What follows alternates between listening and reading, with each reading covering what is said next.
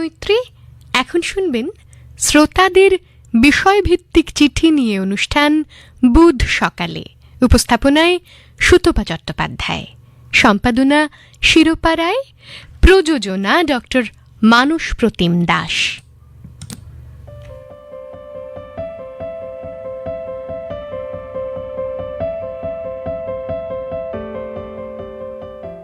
সবাইকে নমস্কার, সুপ্রভাত জানিয়ে শুরু করি আজকের বুধ সকালে।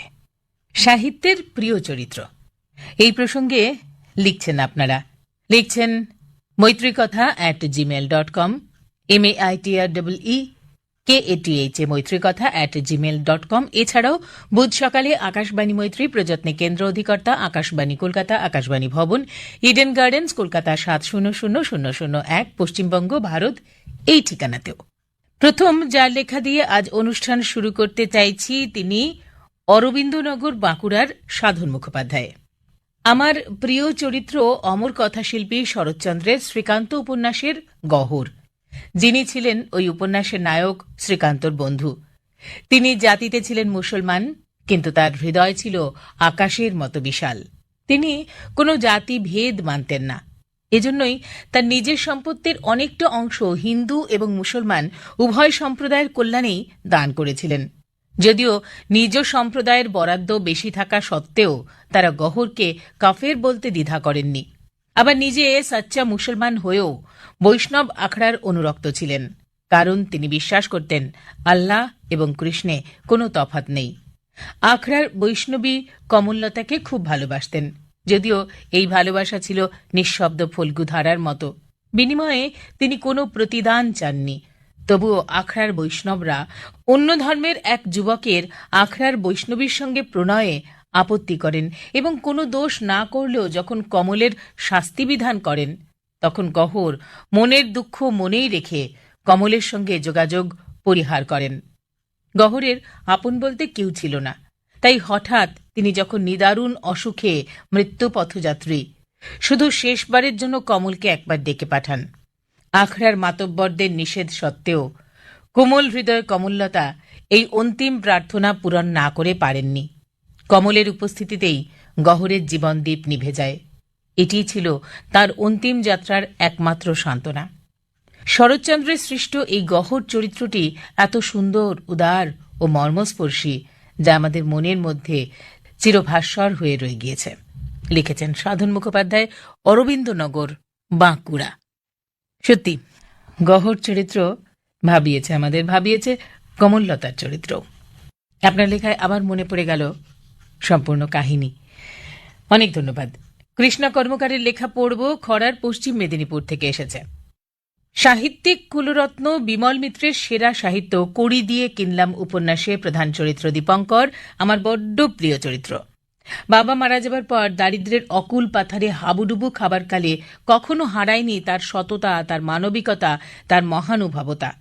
বিশ্বপ্রেমের মহামন্ত্রে লেখক তাকে দিয়েছেন মহাদীক্ষা।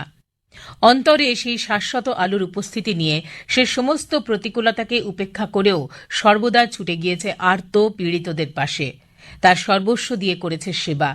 শত উপেক্ষা বঞ্চনাও পারেনি তাকে এতটুকু দমাতে। সবসময় সে যেমন থেকেছে তার বন্ধুদের পাশে, তেমনি ছুটে গিয়েছে লক্ষ্মী দিদির প্রেমপত্র নিয়ে তার ভালোবাসার মানুষ দাতার বাবুর কাছে। আবার লক্ষ্মী দিদির জীবনের চরম দুর্দিনেও সদা থেকেছে তার আপনজন হিসেবে তার পাশে। অনেক অপেক্ষা, অনেক কষ্ট সহ্য করার পর ৩৩ টাকা ঘুষের বদলে দীপঙ্কর রেল কোম্পানিতে পেল একটা ক্লার্কের চাকরি। কিন্তু তার ঘুষ দেওয়ার কলঙ্ক সারা জীবন তার সততার পায়ে মাথা কুটে মরেছে।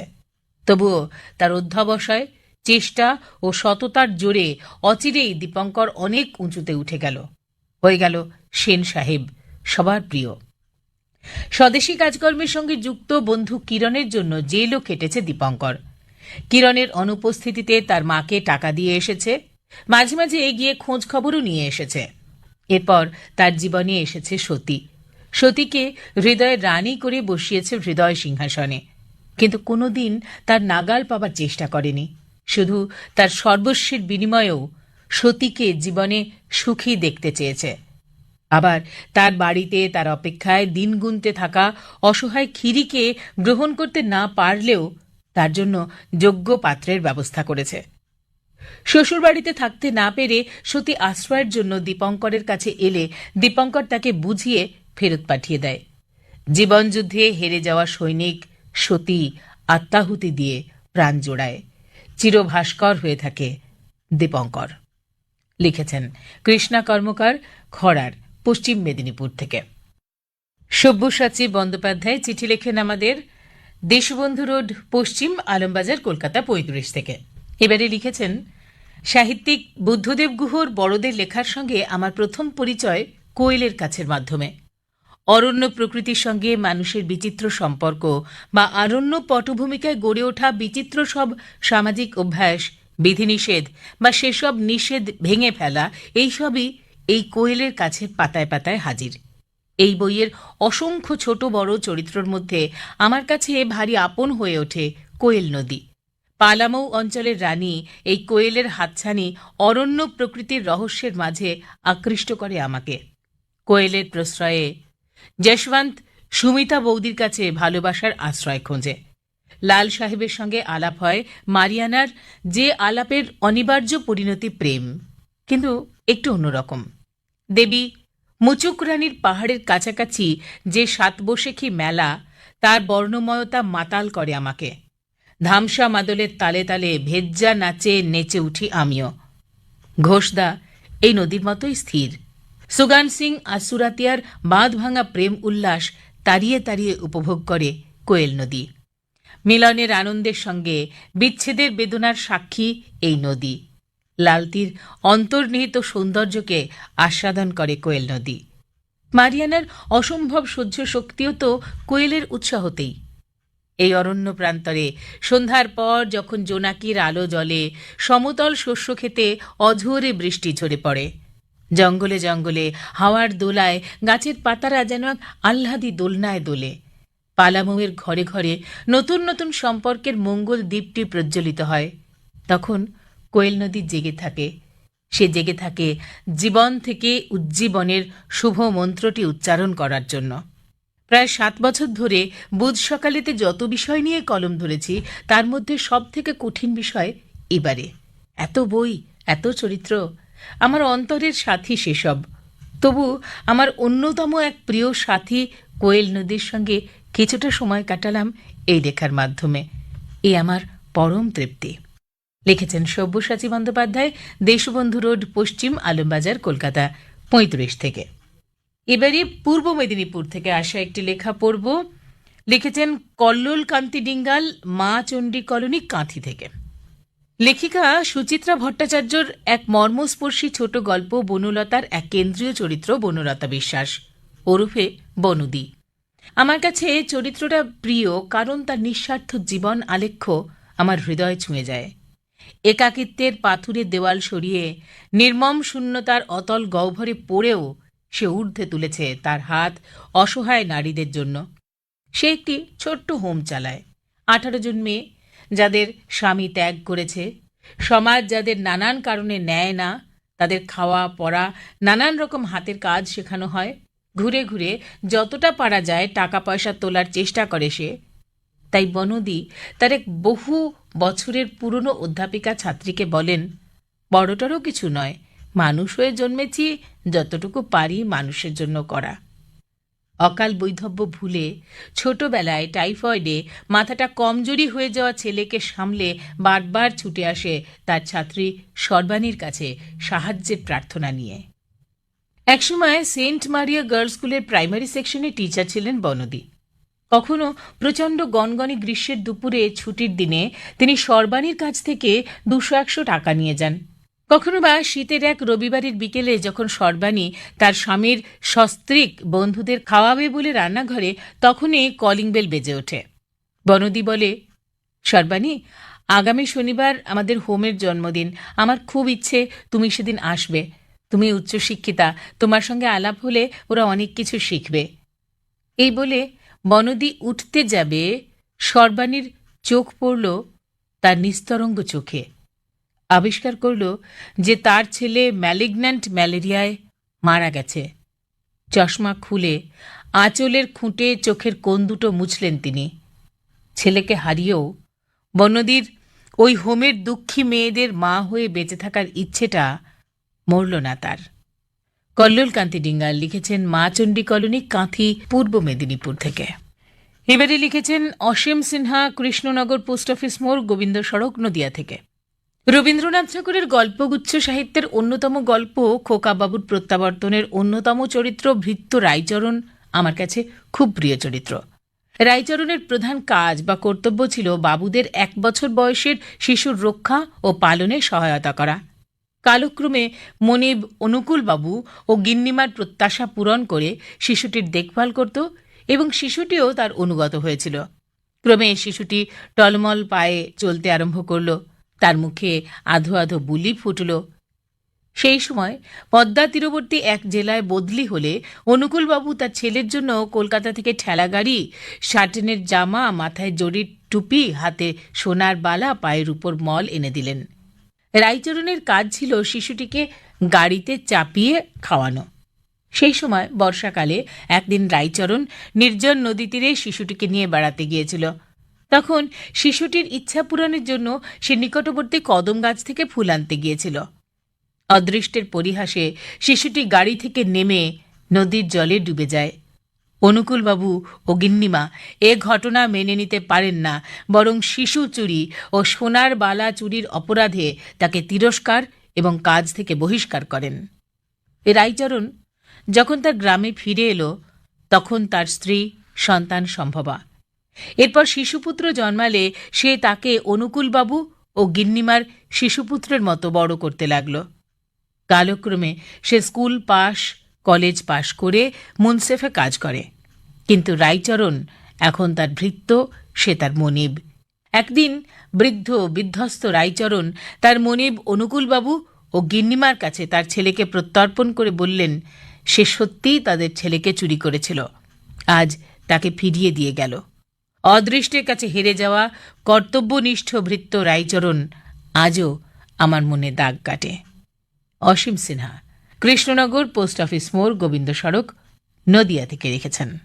পরের চিঠিতে যাবার আগে একটি বিশেষ আবেদন। যারা বুধ সকালে অনুষ্ঠানে কোনো বিষয়ে চিঠি পাঠাতে চান তাদের দ্রুত পাঠাতে অনুরোধ করছি আমরা। অনুগ্রহ করে মাসের শেষ সপ্তাহে পাঠানোর জন্য চিঠি ফেলে রাখবেন না। আরও একবার বলি, যারা বুধ সকালে অনুষ্ঠানে কোনো বিষয়ে চিঠি পাঠাতে চান তাদের দ্রুত পাঠাতে অনুরোধ করছি আমরা। অনুগ্রহ করে মাসের শেষ সপ্তাহের জন্য চিঠি ফেলে রাখবেন না। অনেক ধন্যবাদ। বীরেন্দ্রনাথ সাহু, রনবনিয়া, কেশিয়ারি, পশ্চিম মেদিনীপুর থেকে লিখেছেন, লিখতে বসে মনে পড়ে গেল বিভূতিভূষণ বন্দ্যোপাধ্যায়ের আরণ্যক উপন্যাসে সত্যচরণ ও সহজ সরল উদ্ভিদপ্রেমী যুগল প্রসাদ চরিত্রের কথা। কলকাতার গ্র্যাজুয়েট বেকার সত্যচরণ ধনী বন্ধুর 40,000 বিঘার বিপুল সম্পত্তির ম্যানেজার হিসেবে ভাগলপুর ও পূর্ণিয়া এলাকার দায়িত্ব নেন। সত্যচরণ ঘোড়ায় চড়ে বিভিন্ন পুষ্পে ভরা সবুজ বনভূমির মধ্যে লবটুলিয়া ও নাড়াবৈহার অঞ্চলের সরস্বতী কুণ্ডির পাড়ে খুঁজে পান অনন্য চরিত্র যুগল প্রসাদকে। সত্যবাদী এই মানুষটি এক মনে মাটি খুঁড়ে সঠিক দূরত্ব রেখে বীজ বপন করে চলেছেন। আলাপচারিতায় সত্যচরণ জানলেন হাটবাজারে বীজগুলো সংগ্রহ করে যুগলপ্রসাদ বীজ বুনে সবুজায়ন করে বর্ষার জল সেই সরস্বতী কুণ্ডে ধরে রেখে পশু পাখি ও আদিবাসী জনগোষ্ঠীর স্নান ও পানের উদ্যোগ নিয়েছেন। ধীরে ধীরে সত্যচরণ ও যুগলপ্রসাদের মধ্যে ঘনিষ্ঠ বন্ধুত্ব হয়। দুজনেই যে প্রকৃতি মায়ের পূজারী। কিছু কিছু পতিত জমির পাট্টা দিয়ে সত্যচরণ জোয়ার, বাজরা, মকাই চাষ করান রুটির জন্য, আর ভাতের জন্য কোদো ধানের চাষ। একবার সত্যচরণ হতদরিদ্র পরিবারের জন্য লোহার কড়াই কিনে দেন। এই অঞ্চলের পূর্ণা উৎসবে খাজনা আদায় ও সবাইকে জাতিভেদে আলাদা খাবার খাওয়ানোর রীতিরেওয়াজ ছিল। কিন্তু সত্যচরণ মানতেন সবার উপরে মানুষত্ব তাহার উপরে নাই। ভেদাভেদ মানতে না পারা, তার চাকরি কেড়ে নিয়ে এন্তার বন কেটে বসতি গড়ায় সবুজের 2 পূজারী সত্যচরণ সাহিত্যের এক চরিত্র ঘরে ফিরলেন দুঃখে, আর দ্বিতীয় চরিত্র যুগল প্রসাদ প্রকৃতির কোলে হারিয়ে গেলেন চিরতরে। লিখেছেন বীরেন্দ্রনাথ সাহু, রনবনিয়া, কেশিয়ারি, পশ্চিম মেদিনীপুর থেকে। এবারের চিঠি যার, তিনি কাজী আবু জাফর, সাহেবগঞ্জ, আত্রাই, বাংলাদেশ থেকে লিখেছেন। আজ থেকে ২৫০০ বছর পূর্বে এই পৃথিবীর মাটিতে আবির্ভাব ঘটেছিল ঈশপের। কথিত আছে ঈশপ তার বন্ধুদের গল্প শোনাতেন, বন্ধুরা তা লিখে রাখতেন। সেই সব গল্প ঈশপের গল্প নামে আজও আমাদের সাহিত্য ভাণ্ডারে এক অমূল্য সম্পদ হয়ে রয়েছে। যারা সাহিত্য চর্চা করেন, পাঠ করতে পছন্দ করেন সুন্দর কাহিনীর কোনো রচনা, তাদের সবার প্রিয় চরিত্র হয়ে রয়েছেন ঈশপ আর তার গল্পগুলি। সবাইকে খুশি করতে গিয়ে কিছু ঝামেলাতেও জড়িয়ে পড়তে হয়, সেরকম একটি ঈশপের গল্প শুনব ছন্দে ছন্দে। দুবাব বেটা একটা গাধা বেচতে যাচ্ছে হাটে। বাপ বলল, তুমি চড়ো, আমি হেঁটে যাই। বলল সবাই, বুড়ো বাপ যাচ্ছে হেঁটে, জোয়ান বেটা গাধার পিঠে, কি যে কলির কাল, এ কি দেশের হাল। এরপর বাপ উঠল গাধার পিঠে, ছেলে চলল হেঁটে। বলল সবাই, বুড়ো বাপের দেখ না আক্কেল। ভেবে পায় না বুড়ো এখন করবে কি। এবার তারা দুজন উঠল গাধার পিঠে। বলল সবাই, হায় হায় হায়, ছোট্ট গাধার প্রাণটা বুঝি যায়। এরপর কি হলো একটু দেখি চলো। গাধার পায়ে দড়ি বেঁধে বাপ বেটাতে নিল কাঁধে। বলল সবাই, ওই যে পাগল যায়, কত রকম পাগল আছে আজব দুনিয়ায়। প্রাণের ভয়ে গাধা লাফিয়ে পড়ল জলে, স্রোতের টানে ভেসে গেল বাপ বেটা আর গাধা। কিন্তু ওদের মনটা ছিল ভীষণ রকম সাদা। এই গল্পগুলো ছোট বড় সবাইকে আজও ভাবায়। লিখেছেন কাজী আবু জাফর, সাহেবগঞ্জ, আত্রাই, বাংলাদেশ থেকে। পরের চিঠিতে যাব, তার আগে প্রাপ্তি স্বীকার। গৌতম চট্টোপাধ্যায়, হাতিয়াড়া, কলকাতা ১৫৭, লক্ষণ দাস ঠাকুরা, কালনাগেট, পূর্ব বর্ধমান, মুকুল বন্দ্যোপাধ্যায়, দিগবার, বাঁকুড়া, উত্তম দালাল, বেগমপুর, হুগলি, সত্যব্রত দত্ত, নারকেল বাগান, গড়িয়া, কলকাতা ৮৪, এবং লিখেছেন বিশ্বনাথ বন্ধু, কৈচর, পূর্ব বর্ধমান থেকে। আপনাদের সবাইকে অনেক অনেক অনেক ধন্যবাদ জানাই। এবারে চিঠিটা এসেছে পুরুলিয়া থেকে, ঠিকানা সারদা কমপ্লেক্স, অলঙ্গিডানা, প্রেরক রিঙ্কু চট্টোপাধ্যায়। প্রত্যন্ত জেলা পুরুলিয়ার মেয়ে আমি। বাবার ছোট্ট মুদি দোকান, ঘরে ৪ ভাই বোন। ছোটবেলা থেকে শুনতে পেতাম, মেয়ে হয়ে জন্মেছি, হাতাখুন্তি ধরতে হবে, লেখাপড়া করে কি হবে। চারপাশের অশ্রাব্য শব্দাবলী থেকে আমাকে দূরে রাখতেন আমার মা। চাইতেন না স্কুলের বাইরে পাড়ায় কোনো বন্ধু হোক।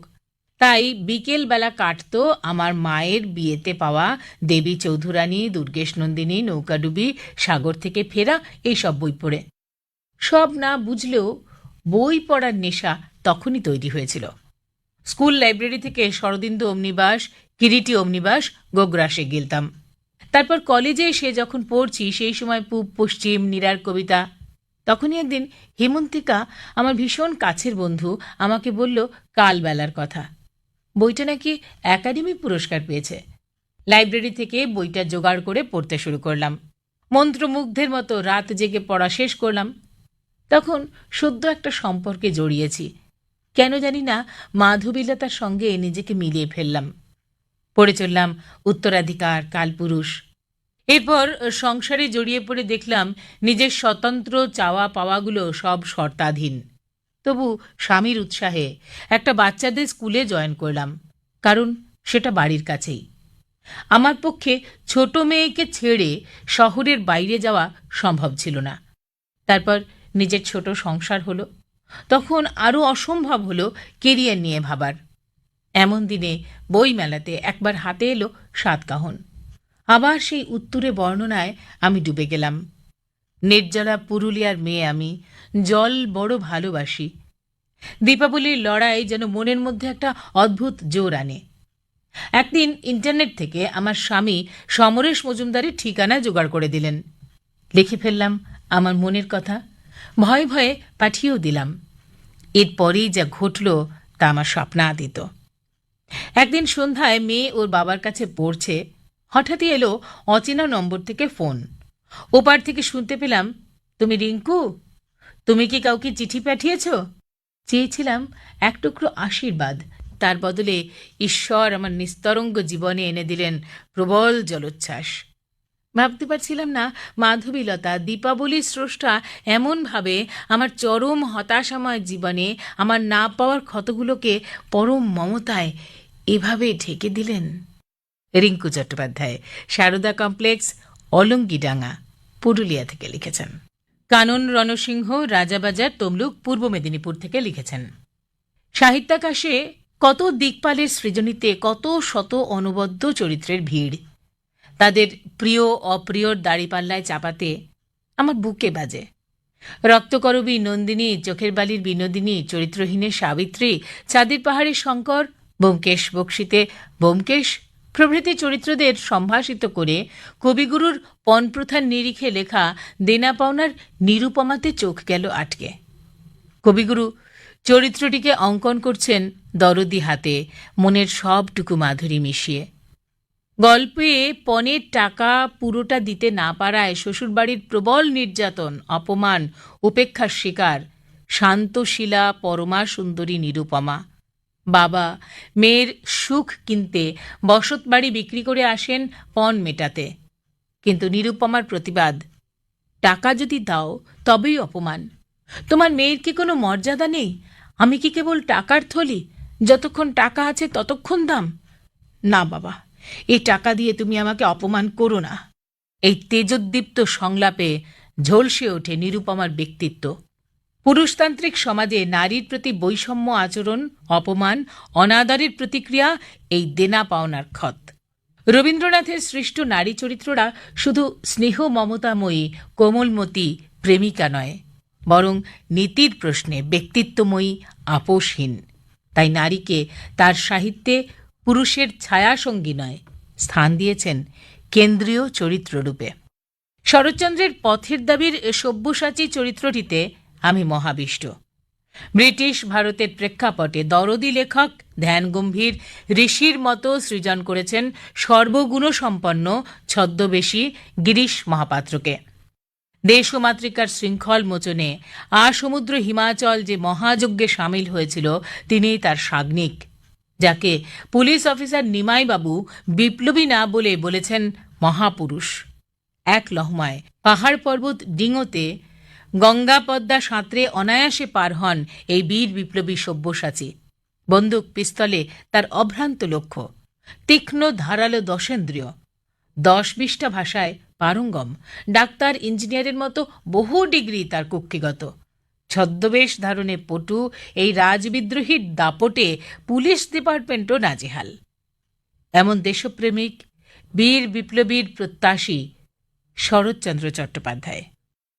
লিখেছেন কানন রণসিংহ, রাজাবাজার, তমলুক, পূর্ব মেদিনীপুর থেকে। এবারে পূর্ব নির্মলেশ পাণ্ডার লেখা। আপনি লিখেছেন রাজবলহাট, হুগলি থেকে। আশাপূর্ণা দেবী রচিত ছোট গল্প ছায়া সূর্যর ঘেঁটু চরিত্রটির কথা মনে পড়ে গেল। 2 বোন, বড়র নাম মল্লিকা, ছোটর নাম ঘেঁটু। দুজনের বয়সের ব্যবধান মাত্র 13 মাস। বয়সে ছোট হলেও ঘেঁটুকে মল্লিকার চেয়ে বড় দেখায়। তার হাত পা লম্বা, মুখের গড়নে মেয়েলি লালিত্যের বালাই নেই। একরাশ ঘন কালো চুল না থাকলে তাকে মনে করা যেত মেয়ে সাজা ছেলে। কখনো ডাঙ্গুলি খেলছে, ছাদের 3 তলায় ঝাঁঝা রোদে ঘুড়ি ওড়াচ্ছে, পাড়ার অকাল কুষ্মাণ্ড ছেলেদের সঙ্গে মার্বেল খেলছে। মল্লিকা সসম্মানে উত্তীর্ণ হয়ে পেরিয়ে গেল স্কুলের গণ্ডি। আর ঘেঁটু, সে প্রত্যেক শ্রেণীতে 2-3 বছর থেকে স্কুল ভালো লাগে না বলে ছেড়ে দিয়ে বাড়ি এসে গল্পের বই গেলায় মনোনিবেশ করল। একমাত্র ঘেঁটুর অবিবাহিত ছোটকাই তার একমাত্র বন্ধু, সহমর্মী, ভাবনার দোসর। এহেন ঘেঁটুর জীবনেও একদিন প্রেম নীরবে এসে দাঁড়ায়। ওকে বোঝা যে প্রায় দুঃসাধ্য। ছোটকা ভাবেন ওর মধ্যে মেয়ের তো কোথায় যে একটা ছেলের প্রেমে পড়বে। তিনি ভাবলেন নিশ্চয়ই কোনো ঘুড়ি ওড়ানো বা তবলা পেটানোর আড্ডার কোনো বদ ছেলেই ওর প্রেমিক। ঘেঁটু জানালো ওর প্রেমিক খুবই অসুস্থ। সেদিন বাড়িতে তুমুল গোলমাল। বাড়ির কর্ত্রীর পার্স থেকে শতখানেক টাকা মিসিং। এমন সময় উস্কো খুস্কো বেশে ঘেঁটু হাজির। শান্তভাবেই সে জানালো মেজো কাকিমার টেবিল থেকে টাকা সেই নিয়েছে। প্রশ্নের উত্তরে জানালো, আমি যদি তোমার ভালো মেয়ে হতাম তাহলে তো বিয়ে দিতে খরচা হতো। মনে করো ওই হিসাবেই গেছে। ছোট কাকুর স্নেহের প্রশ্নের উত্তরে জানালো ছেলেটার অসুখের খরচের জন্য নয়, তার শ্মশান যাত্রার এবং দাহ খরচের জন্য ওই টাকা সে খরচ করেছে। শেষ কটি লাইন মনে বড় দাগ কাটে। বরং ভালোই হলো, বাঁচলে একটা লন্ড্রির দোকানের ছেলেকে বিয়ে করে তোমাদের উঁচু মাথাটা হেট করতাম বই তো নয়। তার দিকে তাকিয়ে বিবেকের কাছে ছোট কাকুর অনাবিল প্রশ্ন, এতদিন যাকে আনাড়ি ভেবে এসেছি সে কি সত্যিই তাই? ঘটনার ঘন ঘটায় ঘেঁটুর সারল্য, জীবনবোধ, স্পষ্টবাদিতা, ইনফেরিয়রিটি কমপ্লেক্সে না ভোগা, কর্তব্যবোধে উজ্জ্বল, সাদাসিধে জীবনযাপনে অভ্যস্ত, অনস্ব বৈশিষ্ট্যে উজ্জ্বল, কারুণ্যমাখা চরিত্রটি আমার খুবই প্রিয়। গল্পটি পড়ার পরে পার্থপ্রতিম চৌধুরী নির্দেশিত, শর্মিলা ঠাকুর ও নির্মল কুমার অভিনীত ওই চলচ্চিত্র আমার মনে দাগ কেটেছিল। নির্মলেশ পাণ্ডা লিখেছেন রাজবলহাট, হুগলি থেকে। শিখা মজুমদার, নবগ্রাম, কোন্নগর, হুগলি। সাহিত্যে আমার প্রিয় চরিত্র সমরেশ মজুমদার মহাশয়ের বিখ্যাত উপন্যাস কালবেলার মাধবীলতা। যে ভালোবেসেছিল অনিমেষকে, একদিনের দুর্বলতার জন্য যাকে মা হতে হয়েছিল। 70-এর উত্তাল রাজনীতিতে যখন বিকলাঙ্গ অনিমেষ, তখন অনেকে নিঃশেষ নয় গুছিয়ে নিয়েছে আখের। তখনই পাঠকরা দেখল মাধবীলতাকে।